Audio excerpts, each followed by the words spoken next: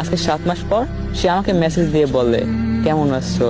তারপর আমি জিজ্ঞেস করলাম কে আপনি। তারপর সে আমাকে বলছিল কেন ভুলে গেছো। ভাইয়া সত্যি বলতে তার মেসেজ দেখে আমি তাকে চিনে গেছিলাম যে এটা সেই আমার বেঈমান প্রিয় মানুষটাই হবে, কিন্তু তারপরেও আমি না চেনার অভিনয় করে তাকে জিজ্ঞেস করছিলাম কে আপনি। তারপর সে যখন আমাকে বলছিল কেন আমাকে ভুলে গেছো, আমি তাকে আনসার করছিলাম যে বেঈমানদেরকে মনে রাখার কোনো প্রশ্নই আসে না।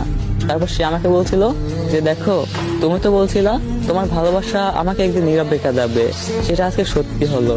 সত্যি তোমার ভালোবাসা আমি বুঝতে পারি নাই, তোমার ভালোবাসা আসলে সত্য ছিল। ওই সময় তোমার সাথে বেইমানি করে আমি অনেক বড় ভুল করছি। আমি যার সাথে রিলেশনে গেছিলাম ও আমাকে ধোঁকা দিয়ে ওর বান্ধবীর সাথে রিলেশনে গেছে। তোমার কথাটা আজকে সত্যি হলো। তারপর আমি তাকে বলছিলাম আর কিছু বলবা।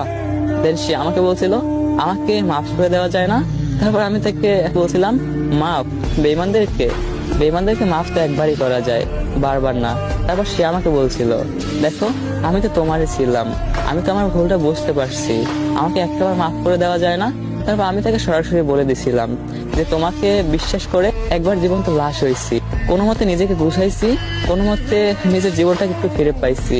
তোমাকে মাফ করে তোমাকে আমার লাইফে আসার আরেকবার সুযোগ দিয়ে আমি টোটালি লাশ হতে চাই না। দেন এটা বলে আমি তাকে ব্লক করে দেই। দেন সে আমাকে অনেকবার ফোন দিয়ে কান্না করতে। আজকে 7 মাস পর সে আমাকে মেসেজ দিয়ে বলে কেমন আছো।